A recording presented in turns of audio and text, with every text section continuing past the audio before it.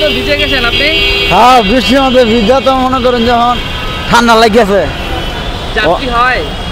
যাত্রী তো বৃষ্টির মধ্যে হালকা কিছু হয়, হইলেও তো মনে করো যে মানুষের মন নষ্ট করে বাড়ানো লোন জানা।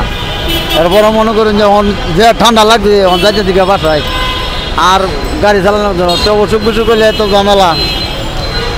এখানে যে বৃষ্টিতে কতক্ষণ থেকে এইভাবে বৃষ্টিতে ভিজে গাড়ি চালাচ্ছে? 8টা বাজে বাড়িছি, 8টা বাজে বাড়িছি চালাচ্ছে দিয়ে মনে করেন যে জমা আছে 300-300 টাকা, 400 টাকা জমা নিজে পকেট খরচ বড় হয়েছে, সংসারের খরচ অনেক আগে বাড়ি লাগে বড়ি দেওয়া হয়েছে। এখন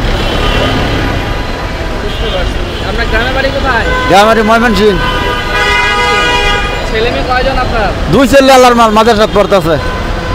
হ্যাঁ, যে বৃষ্টিতে ভিজে রিক্সা চালিয়ে পরিবার চালাচ্ছেন, সংসার চালাচ্ছেন, এইটা উপর আল্লাহর ইচ্ছা। এখন সব সমান হলে তো দিন চলতো না। আমরা গরিব মানুষ, খাইতে খাওয়ান লাগবো, খাইতে খাইতেছি। তারপরে মনে করেন যে আইল্যান্ড মাইল্যান্ড করে দিয়েছে তারা, এখন ক্ষমতা কি হয়েছে। আপনাদের ওই যে আপনি যে বৃষ্টিতে ভিজে যাত্রীদের নিয়ে যাচ্ছেন, যাত্রীরা কি টাকা বেশি দেয় না কম দেয়?